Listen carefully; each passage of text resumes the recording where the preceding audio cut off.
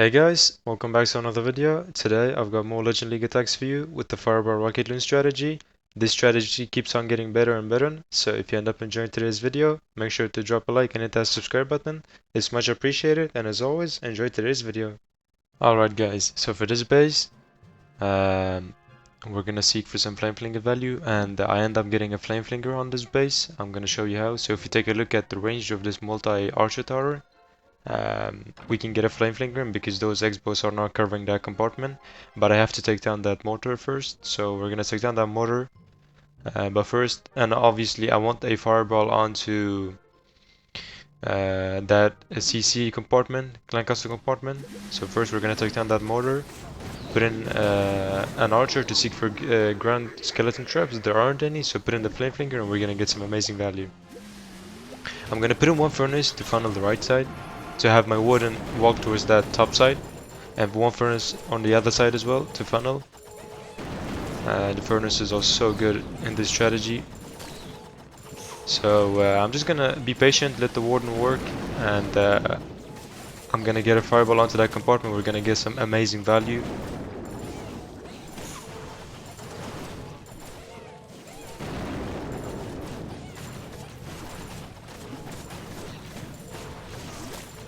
So we're gonna ice block our warden, use 3 invisibility spells, actually 4, because I want the fireball onto that Inferno Tower, multi-Inferno Tower, and oh my god, that value is insane. See, by investing one more invisibility spell, I got more value and was honestly worth it. So we're gonna keep on adding rocket loons, and our flame flinger is doing amazing work as well. I'm gonna get ready with that headhunter. Actually, I don't think I need it because that minion prince is one shot, and we're just gonna save onto them.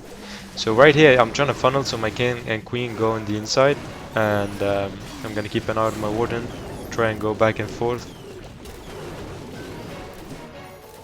Also, I'm trying to funnel the outside to keep my heroes inside the compartments instead of, you know, having them going on the outside. Our flame flinger is still doing amazing work. So I'm gonna hit that king ability really soon once he gets close to those defenses. Right there should be good. There we go, that king ability is honestly huge. I'm gonna rage my king and queen up, hit the queen ability, freeze that town hall plus that monolith, which is amazing. I still have 2 rocket loons left, actually a lot of heroes and troops. So we're gonna take down that scatter shot, use 2 rocket loons. And I'm gonna swag RC on this one, which is amazing. Swagging RC in Legends League is really good. That flame flinger got huge value, which is amazing. We're still looking good on time as well. And there we go, we swagged the RC plus a poison spell and a rage spell. Huge overkill. And see, that's the power with the flame flinger. So as long as you can get a flame flinger in, for any type of base, and it's like guarantee a win. So that's the power. Alright guys, so for the second base, whenever there's a hook tower in a base, it doesn't matter if it's in the core or on the outside, always try to get your king hooked in, because that's how you get the most value possible. So I could have gone for a fireball onto that builder heart in between those multi-inferno towers. I would have gotten a lot of value as well, but there's just no point. If I can get my king hooked in, I'll get even more value.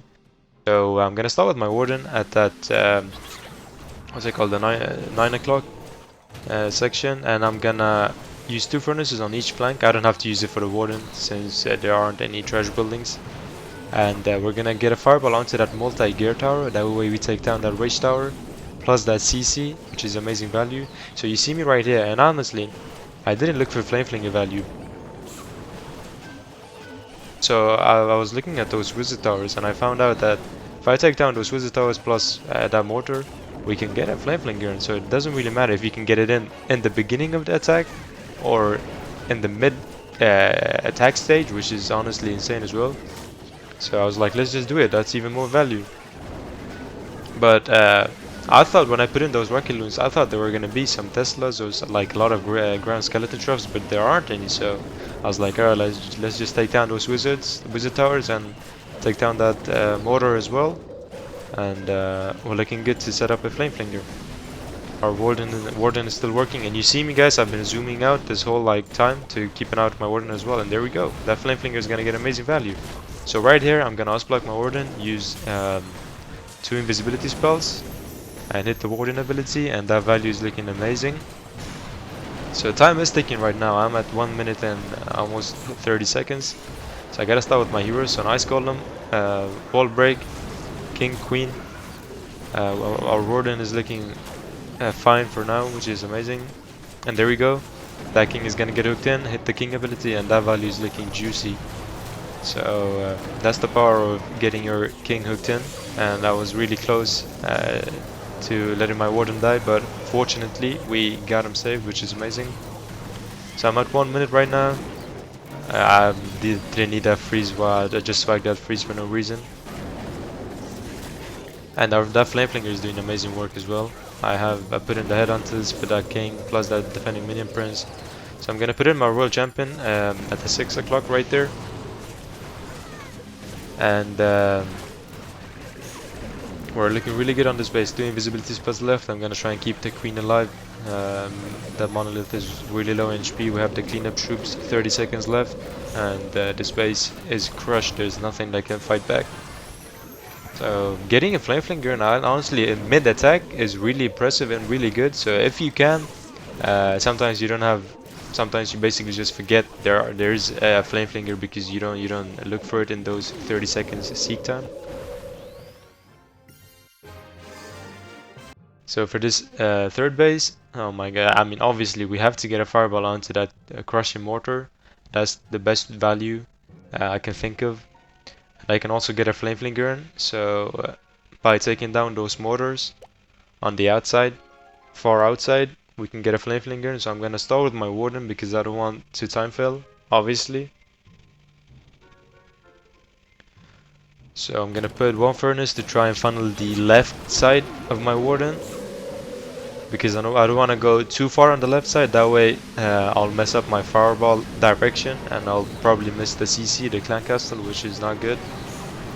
So we're gonna be careful of our warden as well, because that defending world champion is in range. So I'm just gonna put in that furnace at the top side, because there are a lot of trash buildings that we can take down. So there we go, put in the flame flinger. I'm just seeking for more Teslas with that rocket loom. There weren't any. So right here I used a invisibility spell. I should have saved down to that invisibility spell and used that rage spell, because I need to speed my warden up as well with that rage. So there we go, that flame flinger already took down that multi ricochet cannon. It's on its way to take down that multi archer tower as well. And soon I have 4 invisibility spells left, so I gotta be precise and try and direct my fireball onto that crushing mortar, because it's really important. So I'm gonna ice block my warden, use 4 invisibility spells, hit the warden ability, and that fireball, oh my god, I just inhaled that compartment. So I'm gonna keep on out in rocket loons to seek for black mice. Time is ticking again, 1 minute and 30 seconds. So I gotta start with my heroes on the basically diagonal opposite side. So I'm gonna put in my ice golem, king, queen, as you saw right there. I'm gonna poison the king, the defending king, and that should be fine. I'm gonna use 1 headhunter for that defending, I don't know, was it archer queen? I think it was. And we're looking really good on this attack as well.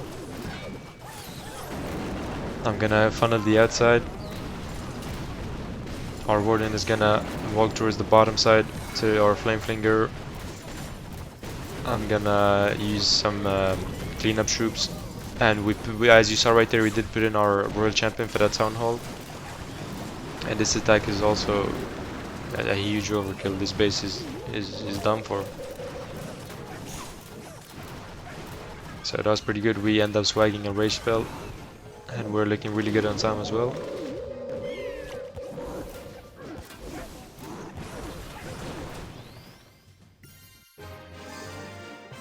Alright guys, so for this base, as always, I'm trying to look for some flame flinger value, and it's obvious we want a fireball onto that monolith compartment, that rage tower in the middle. in the center.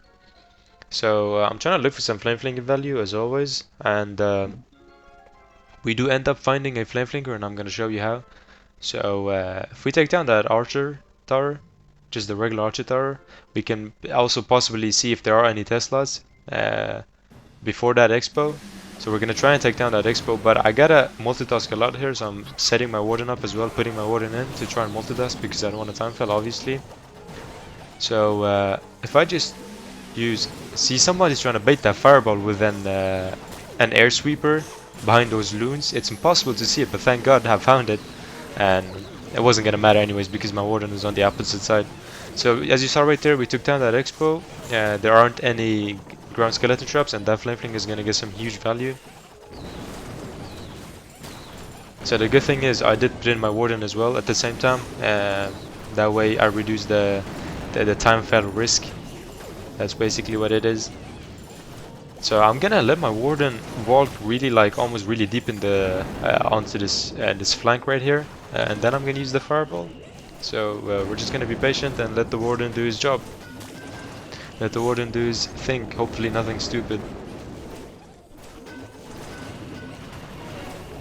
So that RC is gonna be in range, that defending RC. So it's just best to raise your warden up and keep on adding rocket loons to seek for black mines. You have 18 rocket loons, so remember guys, use them wisely.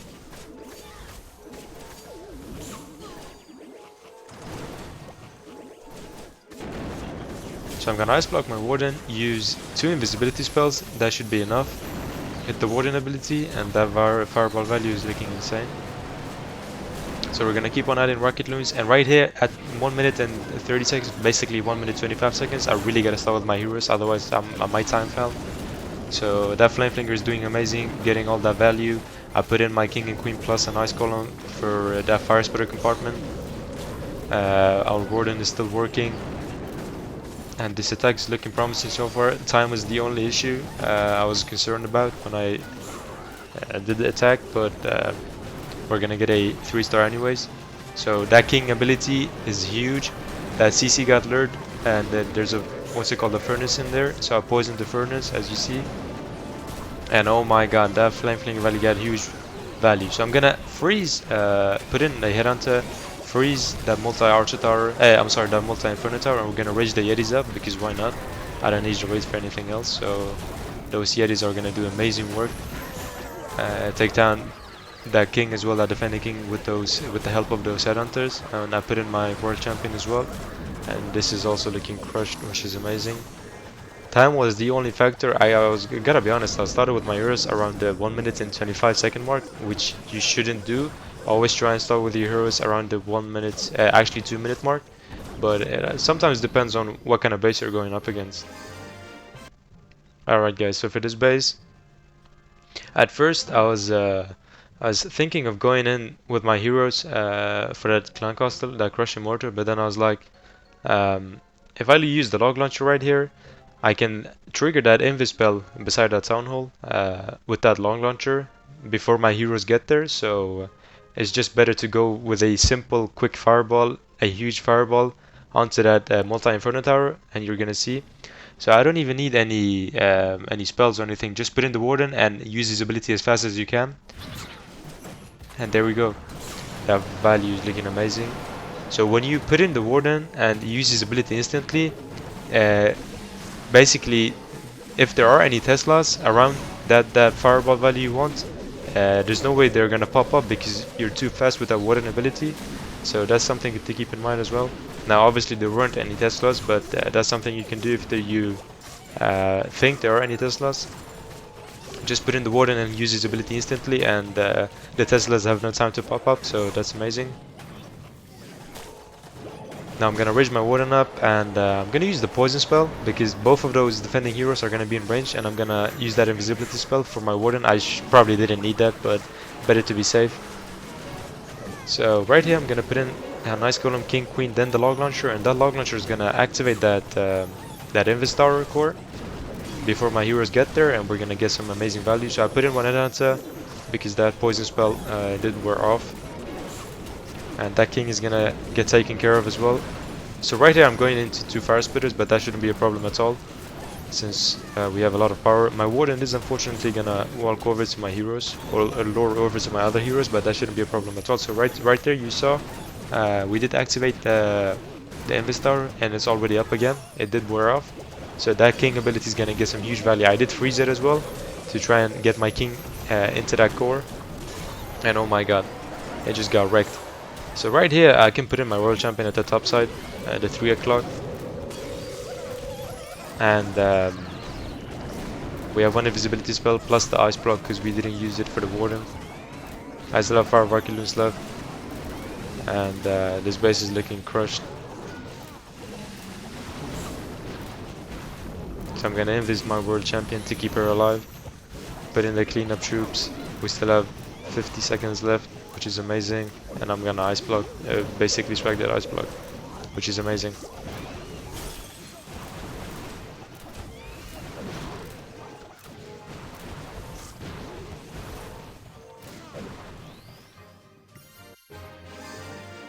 Alright guys, so for this base, obviously I'm all, trying to seek for some flame flanking value, but I already know where I'm gonna fireball. But with the ice golem headhunter trick I showed you, you see there are 2 defending heroes. One of them is more on the outside, that's the defending world champion.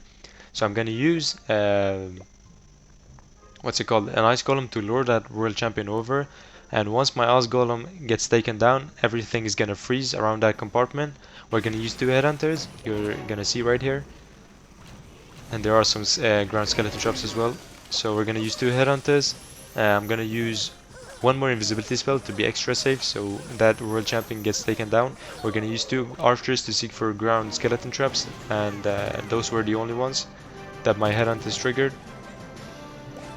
I'm gonna use 2 furnaces on each diagonal sides, and so I'm just gonna get a fireball onto the monolith because that's basically the most value I could think of.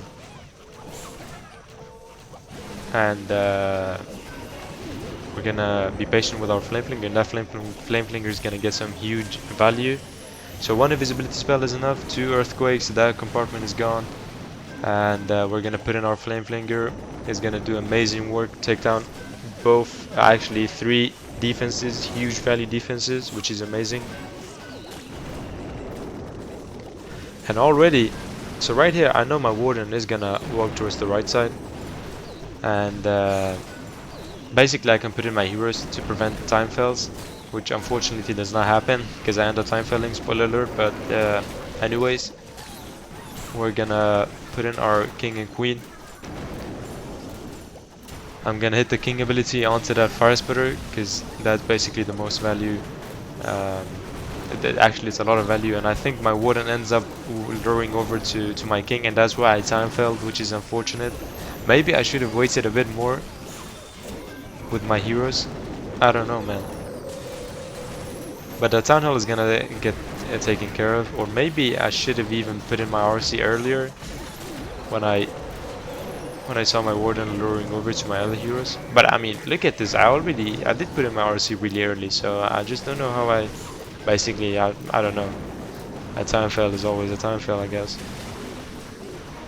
Or what I'm trying to say is that you basically can't prevent a time fail in any sort of possible ways.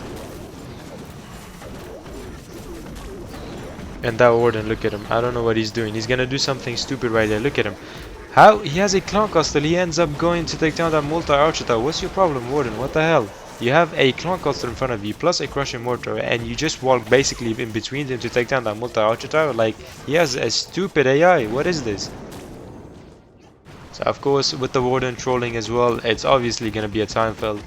But I still have those Yetis left, so my queen is getting healed up with those healers, which is really good. But unfortunately, time is the factor though.